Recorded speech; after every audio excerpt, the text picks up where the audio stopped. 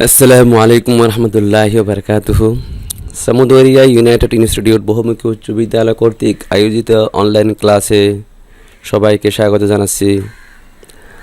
আজকের পাঠ আলোচনা হলো সপ্তম শ্রেণীর বাংলাদেশ ও বিশ্ব বিষয়ের পাঠ্যপুস্তকের অষ্টম অধ্যায়ের পাঠ ৩ বাংলাদেশের জনসংখ্যার অভ্যন্তরীণ ও আন্তর্জাতিক স্থানান্তরের কারণ ও ফলাফল বিষয়ের উপর। তো কী কারণে বাংলাদেশের অভ্যন্তরীণ ও আন্তর্জাতিক স্থানান্তর হয় এবং তার ফলাফলটা কি, আজকের পাঠটা সেটার উপরেই। প্রিয় সপ্তম শ্রেণীর শিক্ষার্থী বন্ধুরা, আশা করি আল্লাহর অশেষ রহমতে তোমরা ভালো আছো, সুস্থ আছো। তাহলে আমরা আজকের পাঠ আলোচনায় যাই। আজকের আলোচ্য পাঠ হলো বাংলাদেশের জনসংখ্যার অভ্যন্তরীণ ও আন্তর্জাতিক স্থানান্তরের কারণ ও ফলাফল।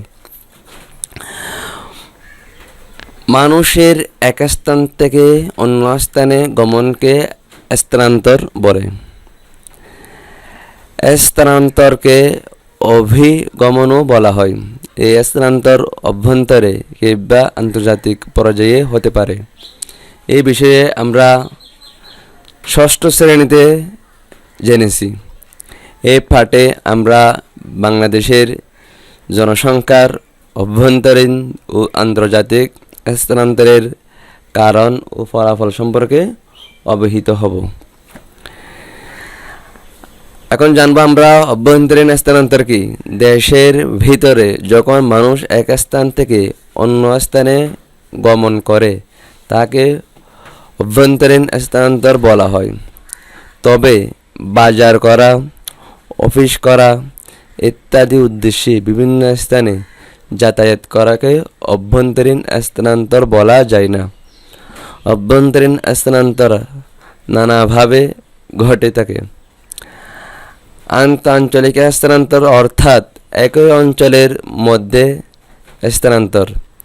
তাছাড়া গ্রাম থেকে গ্রামে, গ্রাম থেকে শহরে, শহর থেকে গ্রামে এবং শহর থেকে শহরে স্থানান্তর অর্থনৈতিক উদ্দেশ্যেই মূলত অভ্যন্তরীণ স্থানান্তর হয়ে থাকে।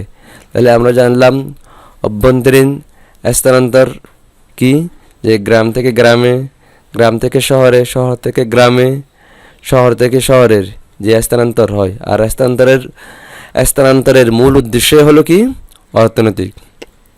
এখন আমরা জানব যে অভ্যন্তরীণ যে স্থানান্তরের কারণগুলো কী কী। অভ্যন্তরীণ স্থানান্তরের জন্য তেমন কোনো আইন বা অনুমতির প্রয়োজন হয় না। এই ধরনের স্থানান্তর ঘটে আমাদের প্রয়োজন ও ইচ্ছা অনুযায়ী। বাংলাদেশের জনসংখ্যা ক্রমশ বৃদ্ধি পাচ্ছে। বর্ধিত জনসংখ্যার চাপে মাথাপিছু জমির পরিমাণ ক্রমে কমে যাচ্ছে। অনেকে ভূমিহীনে পরিণত হয়েছে। বেকার ও অর্ধ বেকারের জনসংখ্যা বৃদ্ধি পাচ্ছে। এই আর্থিক সংকট গ্রামের অনেক মানুষকে শহরে কাজের সন্ধানে আসতে বাধ্য করছে। অনেক সময় নদী ভাঙ্গন এলাকার মানুষ ও বাঁচার তাগিদে গ্রাম থেকে শহরে ভিড় করছে।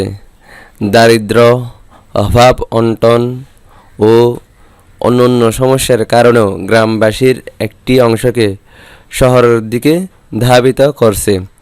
গ্রাম থেকে শহরে স্থানান্তরের আরেকটি গুরুত্বপূর্ণ কারণ হলো শহরের উন্নত শিক্ষা, স্বাস্থ্যসেবা ও চিকিৎসা ব্যবস্থা।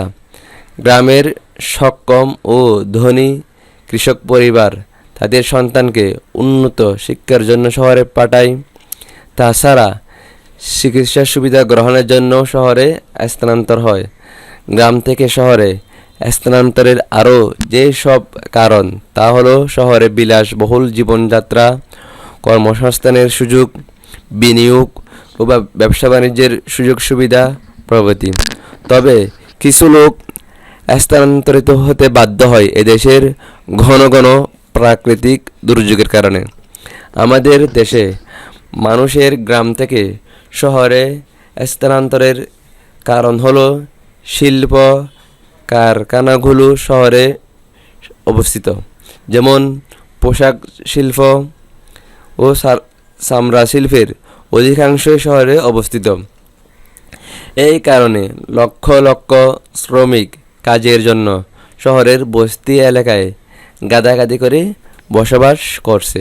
পরিবহন ও যোগাযোগ ব্যবস্থার সুযোগ সুবিধার জন্য মানুষ স্থানান্তরিত হয়। তাহলে আমরা জানলাম অভ্যন্তরীণ স্থানান্তর বিভিন্ন কারণে হয়, তার অধিকাংশ কারণই হলো অর্থনৈতিক কারণ। কারণ শহরের মধ্যে কর্মসংস্থান বেশি, ভালো উন্নত শিক্ষার ব্যবস্থা রয়েছে, উন্নত চিকিৎসা ব্যবস্থা রয়েছে, তারপর মানুষ উন্নত জীবনযাত্রার মান উন্নত, সব মিলিয়ে শহরের জীবনযাত্রার লোভে অথবা অর্থনৈতিক কারণে গ্রাম থেকে অনেক মানুষ শহরে স্থানান্তরিত হয়। এখন আমরা জানব অভ্যন্তরীণ স্থানান্তরের ফলাফল কি। বাংলাদেশে জনসংখ্যার অভ্যন্তরীণ স্থানান্তরের সুফল ও কুফল উভয়ই রয়েছে। বাংলাদেশে গ্রাম থেকে শহরে স্থানান্তরিত দরিদ্র জনগোষ্ঠীর একটি অংশ রিক্সা, গাড়ি, ভ্যান চালক বা শিল্প শ্রমিক হিসেবে নিজেদেরকে নিয়োজিত করছে। তাছাড়া তারা বিভিন্ন বাণিজ্যিক প্রতিষ্ঠানে বিভিন্ন কাজে আত্মনিয়োগ করছে। অন্যদিকে বড় কৃষক ও মাঝারি কৃষক পরিবারের সদস্যরা স্থানান্তরিত হয়ে চাকরি, ব্যবসা বাণিজ্য বা নানা ধরনের উৎপাদনমুখী কাজে নিয়োজিত করছে।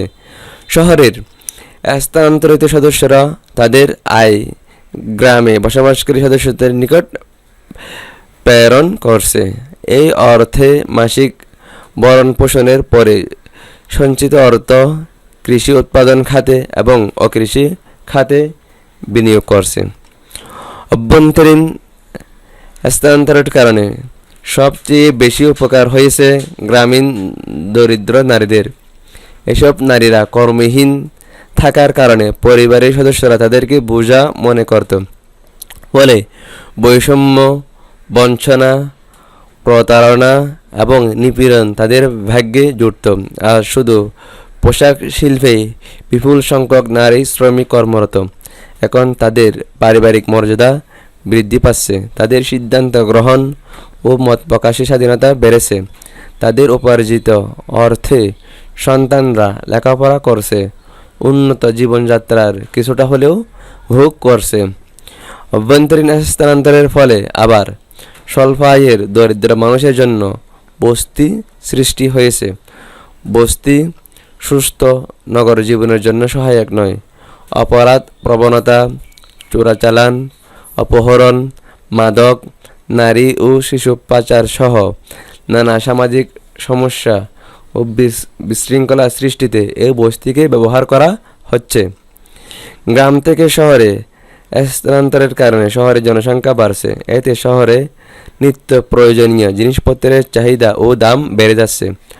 শহর থেকে গ্রামে স্থানান্তরের প্রভাব আমাদের দেশে ততটা গুরুত্বপূর্ণ নয়। অনেক ক্ষেত্রে দেখা যায় আধুনিক শিক্ষিত ব্যক্তি গ্রাম উন্নয়নমূলক কাজ করার জন্য গ্রামে এসে রাস্তাঘাট, স্কুল, কলেজ সহ নানা উন্নয়নমূলক কাজ করেন। এতে গ্রামীণ অর্থনীতির উন্নতি হয়। গ্রাম থেকে গ্রামে স্থানান্তরের কারণে গ্রামীণ সমাজ ব্যবস্থার পারস্পরিক সম্পর্ক বাড়ে। একজনের বিপদে একই গ্রামের কিংবা অন্য গ্রামের লোকেরা এগিয়ে আসে। এতে পারস্পরিক সম্পর্ক বাড়ে। শহর থেকে শহরে ও গ্রামে স্থানান্তরের ফলে মানুষের মধ্যে কর্মদক্ষতা বাড়ে। এতে সামাজিক রীতিনীতি ও সাংস্কৃতিক বন্ধন সুদৃঢ় হয়।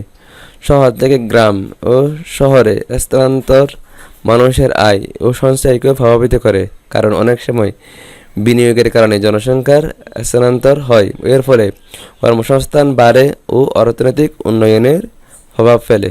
তাহলে আমরা জানলাম যে অভ্যন্তরীণ স্থানান্তরের যে সুফলটা কুফলের চেয়ে অনেক বেশি। তাহলে এখন আমরা জানব আন্তর্জাতিক স্থানান্তরের কারণ।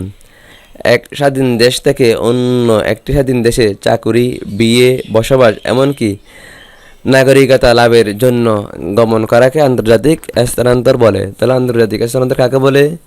যে একটি স্বাধীন দেশ থেকে অন্য একটি স্বাধীন দেশে চাকুরি, বিয়ে, বসবাস এমনকি নাগরিকতা লাভের জন্য গমন করাকে আন্তর্জাতিক স্থানান্তর বলে। বিভিন্ন কারণে আমাদের দেশের মানুষ বিদেশে স্থানান্তরিত হয়ে থাকে। কর্মক্ষেত্রের অভাব, কর্মসংস্থানের ক্ষেত্রে তীব্র প্রতিযোগিতা, রাজনৈতিক আশ্রয়, জলবায়ুর প্রতিকূল পরিবেশ প্রভৃতি কারণে আমাদের দেশের অনেক মানুষ প্রতি বছর স্থানান্তরিত হয়। তাছাড়া অনেকে পারিবারিক নৈকট্য লাভের জন্য বিদেশে স্থানান্তরিত হয়।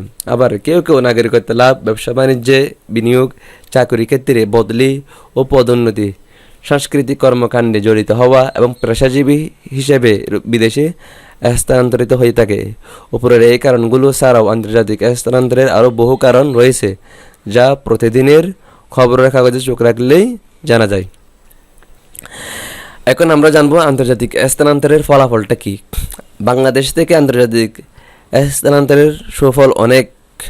বিদেশ থেকে পাঠানো রেমিটেন্স বা টাকা এদেশের কৃষি ও শিল্প, ব্যাংকিং সেবা খাত, গার্মেন্টস শিল্প ও নানা ধরনের লাভজনক খাতে বিনিয়োগ করা হয়। এর ফলে দেশে বিভিন্ন ক্ষেত্রে উৎপাদন বৃদ্ধি পায়। আবার এই উৎপাদন বিদেশেও রপ্তানি করা হয়। তাছাড়া চাকরি ও কর্মসংস্থানের সুযোগ সৃষ্টি হয়। এতে আমাদের জীবন জীবিকার মান উন্নয়ন হয়। আন্তর্জাতিক স্থানান্তরের কারণে অনেক ক্ষেত্রে সমস্যারও সৃষ্টি হয়, যেমন HIV, এইডসের নেই বিভিন্ন ধরনের ভাইরাস বাহিত রোগ বাইরে থেকে এসে এদেশে বিস্তার লাভ করেছে। তাছাড়া বর্তমান যে করোনা ভাইরাস, বিভিন্ন দেশ থেকে বাংলাদেশে বিভিন্ন ধরনের করোনা ভাইরাস, ডেল্টা ভ্যারিয়েন্ট সহ বাংলাদেশে এসে বিস্তার লাভ করতেছে। তাছাড়া আন্তর্জাতিক স্থানান্তরের ফলে আমাদের সামাজিক ও সাংস্কৃতিক ক্ষেত্রে নানা সমস্যার সৃষ্টি হচ্ছে।